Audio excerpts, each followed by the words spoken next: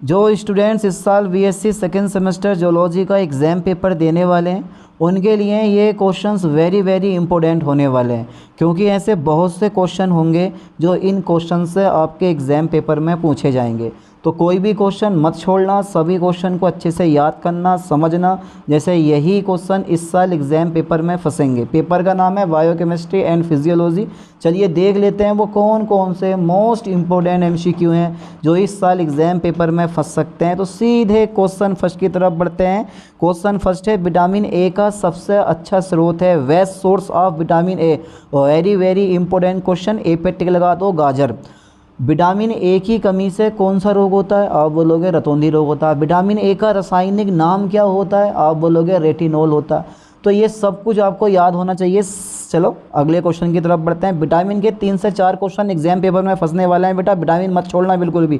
Question 2 है, आंत में पीएच की मात्रा होती है। वेरी वेरी इंपॉर्टेंट क्वेश्चन, कई बार प्रीवियस ईयर क्वेश्चन पेपर में आया हुआ है। आंत में पीएच की मात्रा होती है, आप बोलोगे 8.5 टू 9.00। बाकी मुझे समझाने की ज़रूरत नहीं है। क्वेश्चन नंबर 3 देखो, वसा का पाइसीकरण होता है। कल CCSU यानी चौधरी चरण सिंह यूनिवर्सिटी मेरठ वालों का पेपर है, पढ़ के जाना, समझ के जाना, क्योंकि बहुत से क्वेश्चन आज के लेक्चर से फंसने वाले हैं। और जिस भी यूनिवर्सिटी का एग्ज़ाम पेपर आने वाला है, होने वाला है, ठीक है, वो भी उनके लिए भी ये लेक्चर बहुत बहुत इंपॉर्टेंट है, मत छोड़ना कोई भी क्वेश्चन। वसा का पाइसीकरण होता है पित्त लवण द्वारा, याद कर लो, बी नंबर लगा दो, पित्त लवण द्वारा। अगला क्वेश्चन देख लेते हैं।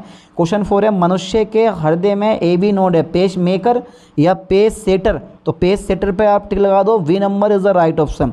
अगला क्वेश्चन देख लेते हैं, बहुत छोटा सा है। क्वेश्चन 5 है, ल्यूकोसाइड बनता है। ल्यूकोसाइड आर फॉर्म्ड इन प्लीहा में, अस्थि मज्जा में, थॉमस में, या सभी, ऑल ऑफ द एबव। तो बोन मैरो जो कि हड्डियों की मींग कहलाती है, वो जो है ना इसमें होता है, यानी कि ल्यूकोसाइड बनता है अस्थि मज्जा में।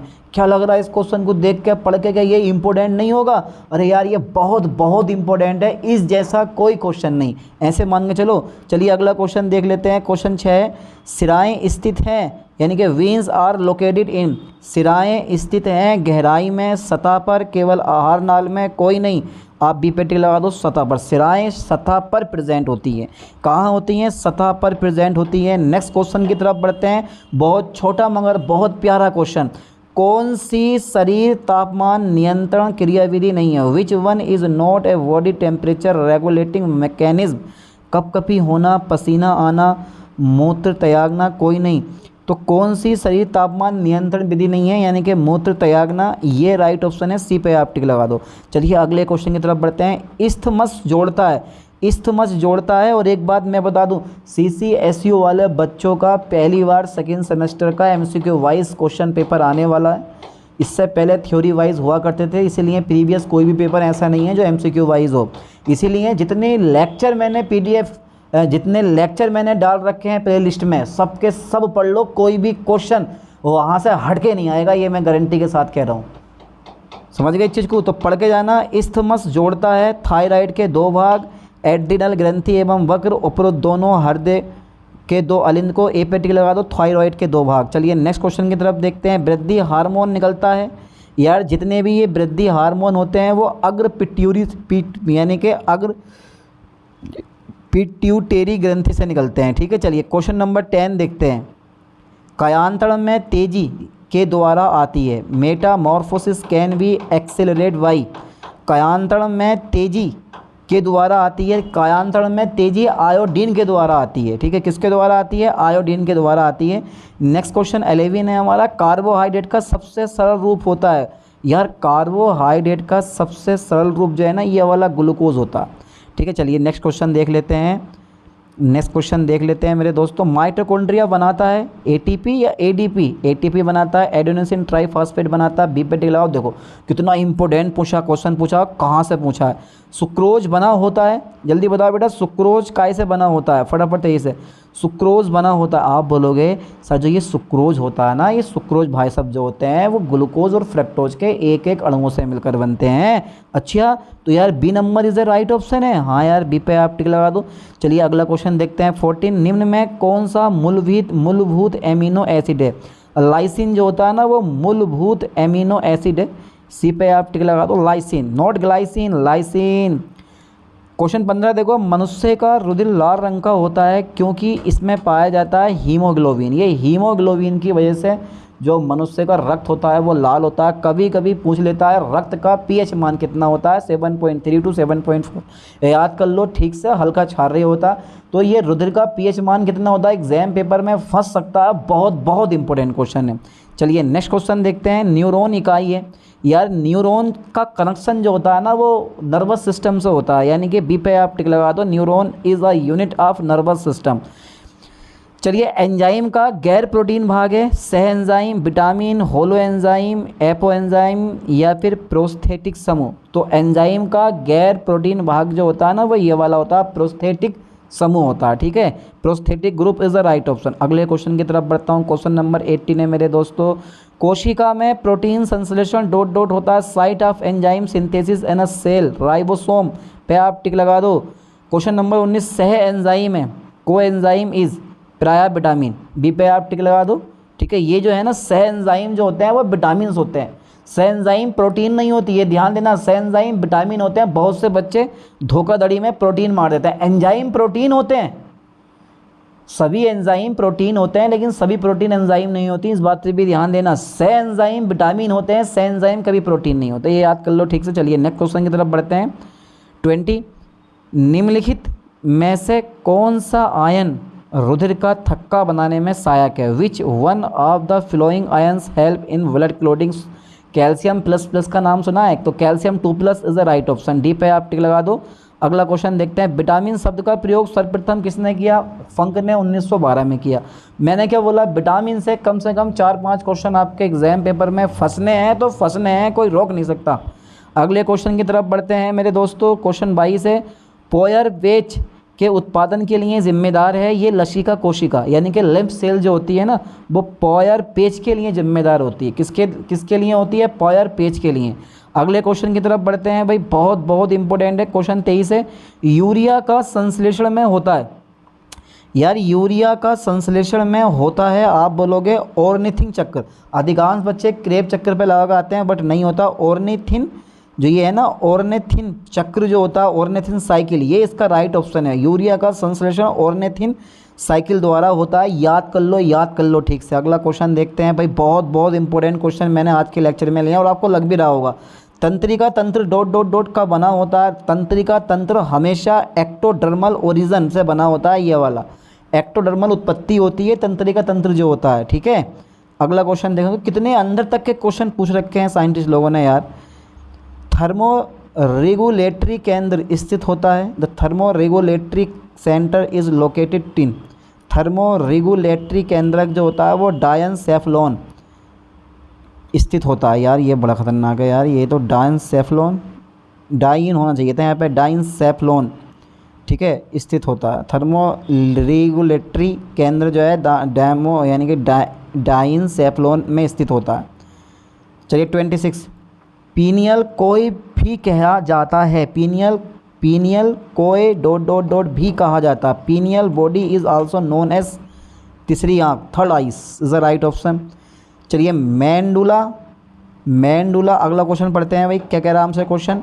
मेडुला ऑब्लांगाटा के छत में एक छिद्र पाया जाता है जिसे कहते हैं, बहुत दमदार क्वेश्चन है, फोरामेन मंजेडी, याद करो ठीक से, फोरामेन मंजेडी कहा जाता है। और ये क्वेश्चन एग्जाम पेपर में फंसता है भैया, ये बहुत बहुत इंपॉर्टेंट क्वेश्चन है। मेडुला ऑब्लांगाटा, ये इससे तो क्वेश्चन पक्का आती आता, ठीक है, कि छत में पाया जाता है, फोरामेन मंजेडी। क्वेश्चन नंबर 28 है, थोड़ा सा लेंथी क्वेश्चन है। निम्न में कौन सा हार्मोन रुधिर में शर्करा स्तर से संबंधित है, विच of the flowing hormone is responsible for blood sugar level, thyroxine, growth hormone और इग्डायोसोन या फिर इंसुलिन। इंसुलिन पर टिक लगा दो, ठीक है। ये रुधिर में शर्करा से संबंधित है, इसकी वजह से मधुमेह रोग उत्पन्न हो जाता है या ख़त्म हो जाता है, जैसे भी है इसी की वजह से होता है। 29 देखो, अंतःस्रावी अध्ययन के जनक होते हैं, जनक के 2-3 क्वेश्चन एग्जाम पेपर में फंसते हैं। टी एडिशन, अंतःस्रावी अध्ययन के जनक कौन है, आप बोलोगे टी एडिशन। टी एडिशन जो है ना बेचारे वो खोजबीन कर गए, तुम्हें फंसा गए। 30 देखो ज़रा, अंतःस्रावी तंत्र में साइक्लिक AMP को कहा जाता है, in endocrine system cyclic AMP is known as second messenger, यानी कि द्वितीयक संदेश वाहक कहा जाता है। अगले क्वेश्चन की तरफ बढ़ें। चलिए 31, ऑक्सीटोसिन का लक्ष्य स्थान है। पहले तो ये बताओ ऑक्सीटोसिन जो है वो कहाँ पाया जाता है। तो ऑक्सीटोसिन का लक्ष्य स्थान है तो target site of oxytocin is गर्भाशय। बी पे आप टिक लगाओ। अगला क्वेश्चन देखते हैं 32, सबसे बड़ी अंतःस्रावी ग्रंथि कौन सी है। Which one is the largest endocrine gland. Thyroid पे आप टिक लगा दो। 33, निम्नलिखित में से कौन सा हार्मोन शरीर में पानी की मात्रा संतुलित करता है। निम्नलिखित में से कौन सा हार्मोन शरीर में पानी की मात्रा संतुलित करता है। विच of the flowing hormone maintain water balance in the body. आप बोलोगे ADH। ADH पे टिक लगा दो। ठीक है, निम्नलिखित में से कौन सा हार्मोन शरीर में पानी की मात्रा संतुलित करता है। ADH is a right option. 34, बच्चों में थोरोक्सिन की कमी से डॉट डॉट होता है। हाँ यार, बच्चों में थोरोक्सिन की अगर कमी हो जाए तो कौन सा रोग उत्पन्न हो जाता है। क्रेटिनिज्म। कितना शानदार नाम है, बड़ा दमदार नाम है, टिकाऊ नाम है यार, क्रेटिनिज्म। चलिए नेक्स्ट क्वेश्चन देखते हैं 35। देखो जिसने पिछले लेक्चर मेरे पढ़ रखे हैं ना, वो इन सभी क्वेश्चन का बड़े अच्छे से आंसर दे देगा। देखते हैं आज किस किस को इन सभी क्वेश्चन का अच्छे से आंसर पता है। अगला क्वेश्चन देख लेते हैं 35 देखते हैं। अगला क्वेश्चन 35 है हमारा, निम्नलिखित में से कौन सा हार्मोन रुधिर में कैल्शियम स्तर को कंट्रोल करता है। कैल्शियम स्तर को कौन सा हार्मोन कंट्रोल करता है ब्लड में। विच of the flowing hormone regulate blood calcium level. तो हार्मोन कैल्शियम स्तर को, तो यार एक नाम मुझे ये दिखाई दे रहा है बी वाला, कैल्सिटोनिन। तो मेरे ख्याल से यही इसका राइट ऑप्शन भी है। आगे मत जाओ, आगे मत सोचो, इसी पे टिक लगा दो। चलिए 36 देखते हैं, ग्लूकोगान स्रावित होता है। ग्लूकोगान स्रावित होता है। तो ये जो ग्लूकोगान है ये स्रावित होता है। ग्लूकोगोन होना चाहिए था। Glucagon is secreted from the, किससे होता है, अग्नाशय की अल्फा कोशिका द्वारा, यानी कि अल्फा सेल ऑफ पैनक्रियास। चलिए अगला क्वेश्चन देखते हैं 37, व्यक्ति के प्रति घन mm रुधिर में कितनी लाल रुधिर कणिकाएँ पाई जाती हैं। अरे इनमें से कोई नहीं है। डी पे आप टिक लगा दो। कोई नहीं is a right option. Okay, चलिए अगला क्वेश्चन देखते हैं। यहाँ पे मैंने नोट भी लिया, देखो ये सामान्यतः ये 4.5 to 5.5 मिलियन के बीच होती हैं। विकल्पों में सही संख्या नहीं दे रखी है, ठीक है, याद कर लो, इतनी दे रखी होती है। 38 देखते हैं, एक व्यक्ति जिसका रक्त समूह AB है वह रुधिर दे सकता है केवल AB वाले को। अबे यार वैसे ऐसे व्यक्ति, सर्वग्राही व्यक्ति बहुत कम पाए जाते हैं। सर्वदाता जो होते हैं ना, O नेगेटिव या O पॉजिटिव वाले बहुत पाए जाते हैं। समझ गए चीज़ को। चलिए क्वेश्चन नंबर 39 देख लेते हैं। ECG का पूरा नाम क्या है। What is the full form of ECG। Electrocardiogram, ये इसकी फुल फॉर्म है, याद कर लो। ECG का पूरा नाम है इलेक्ट्रोकार्डियोग्राम। क्या है, इलेक्ट्रोकार्डियोग्राम। इसको याद करो, ये पेपर में आगा, बहुत इंपॉर्टेंट है ये। 40 देखते हैं, ट्राइकस्पिड वाल्व स्थित होता है। ट्राइकस्पिड वाल्व स्थित होता है तो tricuspid valve is located between दाहिना अलिंद एवं दाहिना नीले के बीच में होता है। Right auricle and right ventricle is a right option. चलिए 41 देखते हैं, और रुधिर वाहिनियों के अध्ययन को कहते हैं। Study of blood vessel is known as. तो रुधिर वाहिनियों का जो अध्ययन होता है वह एंजियोलॉजी द्वारा होता है। इसको याद करो, और रुधिर वाहिनियों के अध्ययन को कहते हैं एंजियोलॉजी। क्या बोलते हैं, एंजियोलॉजी। तो धीरे धीरे करके सब याद कर लोगे यार, यू आर वेरी इंटेलिजेंट, आपकी तरह कोई नहीं है। और रुधिर का थक्का बनाने के लिए कुल कारक होते हैं 13। रुधिर का थक्का अगर बनाना है तो 13 कारक होते हैं। अगला क्वेश्चन देखते हैं भाई, क्वेश्चन नंबर 43 है हमारा। क्वेश्चन नंबर 43 है, हेपरिन एक एंटीकोआगुलेंट बनता है। Liver is the right option. अगला क्वेश्चन देखते हैं, अब दोबारा नहीं पढ़ रहा हूँ इस क्वेश्चन को मैं। क्वेश्चन नंबर 44 है, सीरम संयोजन ... होता है। ब्लड कर्पसलेस यानी कि रुधिर कणिकाएँ, इनको आप सीरम संयोजन बोलते हो, ठीक है इजी। अरे यार बहुत इजी क्वेश्चन मैंने आज के लेक्चर में लिए हैं, तुम तो बेखाम खां डर रहे हो। खाम, अब ये सर खाम खां क्या होता है। यदि श्वेत रक्त कणिकाओं की संख्या बहुत ज़्यादा बढ़ जाती है तो उस अवस्था को हम कहते हैं, अगर श्वेत रुधिर कणिकाओं की संख्या बहुत तेज़ी से बढ़ी तो उस अवस्था को आप बोलते हो ल्यूकेमिया। ए पे टिक लगा दो, ल्यूकेमिया। आपका एग्जाम पेपर ज़्यादा डिफिकल्ट नहीं आ रहे, आराम से ये लेक्चर कवर करो, प्ले लिस्ट में जितने लेक्चर डाल रखे हैं कवर करो, कोई क्वेश्चन नहीं बच पाएगा। तो leukaemia is a right option. अच्छा 46 देखो ज़रा, सबसे बड़ा श्वेत रक्त कणिका होती है, सबसे बड़ी श्वेत रक्त कणिका होती है न्यूट्रोफिल्स, इओसिनोफिल्स, लिम्फोसाइट या मोनोसाइट। डी पे आप टिक लगा दो, monocyte is the right option, D पे टिक लगाओ आप। अगला क्वेश्चन देखते हैं 47, मनुष्य के फेफड़े की अंतः श्वसन क्षमता होती है, मनुष्य के फेफड़े की अंतः श्वसन क्षमता होती है 3500 ml। ये बिल्कुल सही है, क्योंकि बहुत से क्वेश्चन में कंफ्यूज हो जाता है व्यक्ति, और अगर लग रहा है कि यार इसका राइट ऑप्शन ये वाला नहीं ये वाला होना चाहिए तो आप ठीक कर लेना, हो सकता है कोई ऑप्शन गलत हो जाए, वैसे तो होगा नहीं लेकिन बाई चांस हो जाए तो कर लेना ठीक। मनुष्य के फेफड़ों की अंतः श्वसन क्षमता होती है 3500 ml, ठीक है, 3500 मतलब 3500 ml। 48 देखते हैं, नसल चैम्बर इज लिंक्ड बाई, नासिका गुहा की दीवार बनी होती है। अरे भैया इतना बताया कि यार सांस लेने देने के काम में आती है, तो जो नासिका गुहा है नासिका गुहा की दीवार बनी होती है, यानी कि ऑल्फैक्टरी एपिथेलियम, ग्रंथीय एपिथेलियम या उच्च vascularised epithelium, all of the above. D पे आप टिक लगा दो सभी से। चलिए 49 देखते हैं, द करेक्ट वन इज, सही क्रम है, सही क्रम क्या है, pharynx, larynx, trachea, bronchus, alveoli is the right option. B पे आप टिक लगा दो, ठीक है। चलिए हिंदी में नहीं लिखे, इंग्लिश में लिख दिया इन्होंने, फेरिक्स लिख दिया, लेरिक्स लिख दिया, ट्रेकिया लिख दिया।